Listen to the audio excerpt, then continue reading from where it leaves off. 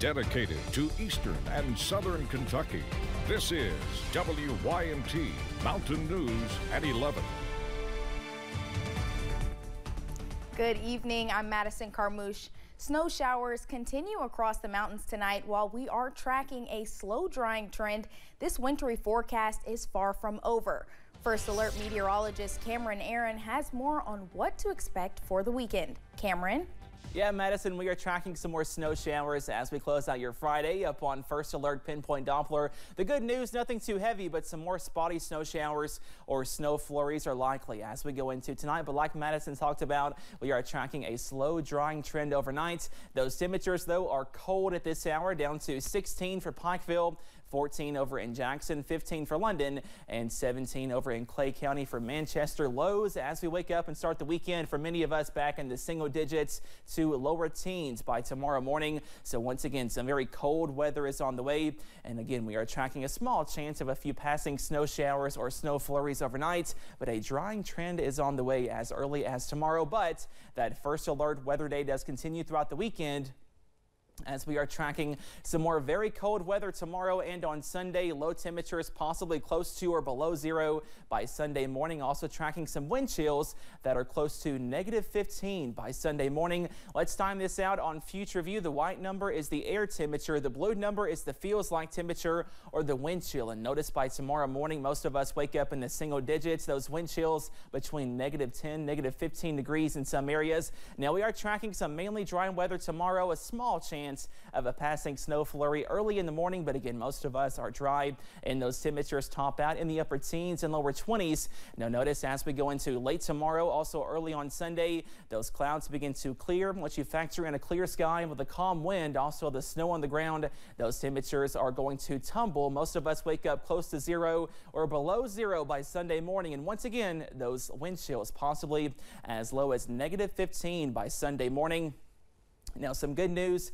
We do see some more sunshine by Sunday. The bad news, those temperatures are topping out below freezing in the upper 20s. We do have a wind chill advisory in place for all the areas in this light blue color. For eastern Kentucky, that will last through early on Sunday. Once again, watching out for wind chills as low as -15. So be sure to bundle up. Also protect those pipes and your pets as more dangerously cold weather is on the way as we go into this weekend. But some better news, a warm up is on the way. Lower 40s on tap by Monday and some upper 40s by Tuesday, Wednesday, possibly some 60s on the way by Thursday and Friday of next week. So we are tracking some more above average weather as we go into the last week of January, the last full week of January by next week.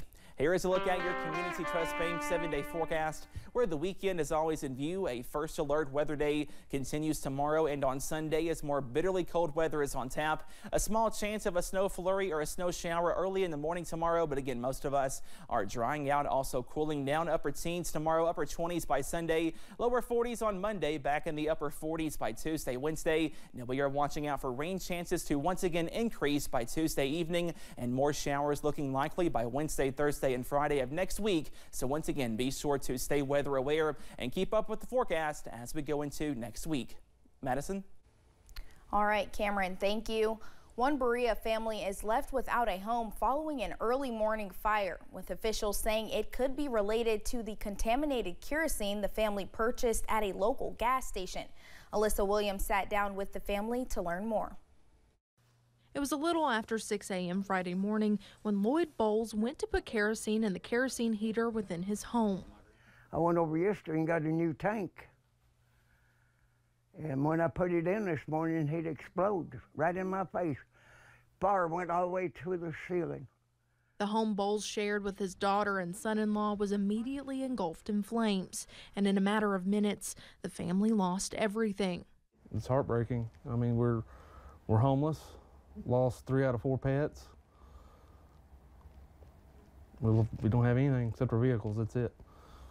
It wasn't until the Berea Fire Department launched an investigation that they finally got some answers as to what caused the fire. The Berea Fire Department double-checked the can, and they thought something might have been suspect with it. And when they tested it, they said they had something combustible other than kerosene inside.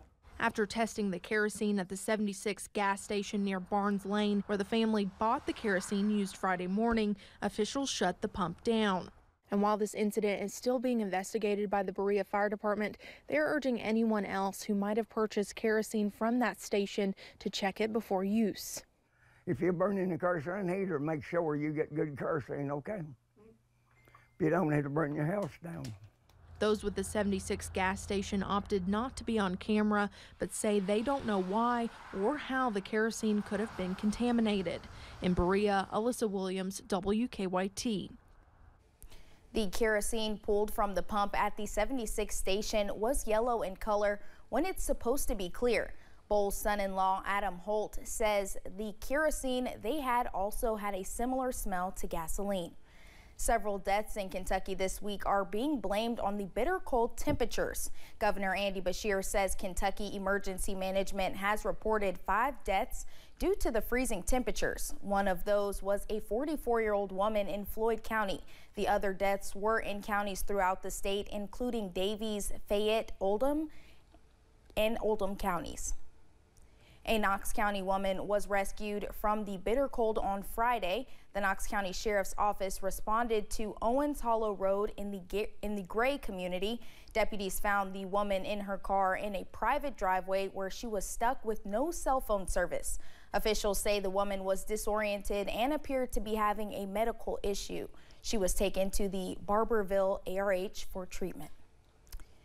Kentucky Governor Andy Beshear has a new 6-year plan to take care of roads across the state. The plan would require $600 million to yearly address pavement and bridge repairs, as well as add more guardrails and expand truck parking and rest areas. The governor is looking for the General Assembly to approve funding for the first 2 years of the highway plan.